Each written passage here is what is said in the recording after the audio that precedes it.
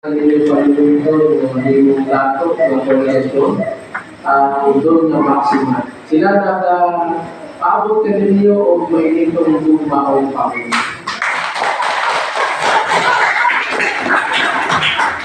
Ikumitahan ng tanan sa inyong mga kalasig ng ipakita, paglatutay o mga pamilya ko.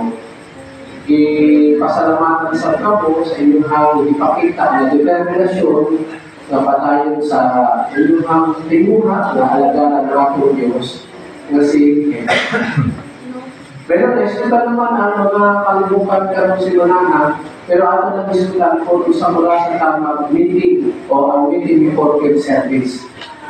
Ikan ukma, ang tun sa Sabado sa Bintang, ang atong tanang meeting before field service, pakalimunan ko sa alas 8 sa din sa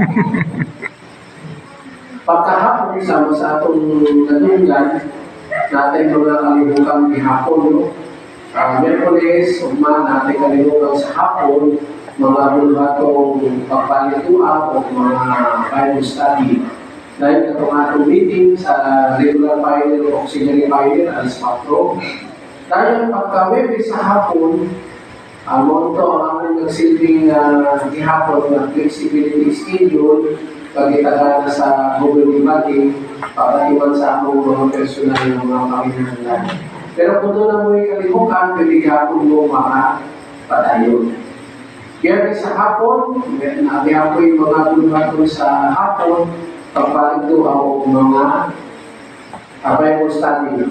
Ingon man sa Sabado sa hapon.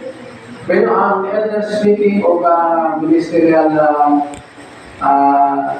servant meeting, pagay mo na ito sa alas 4 o 5.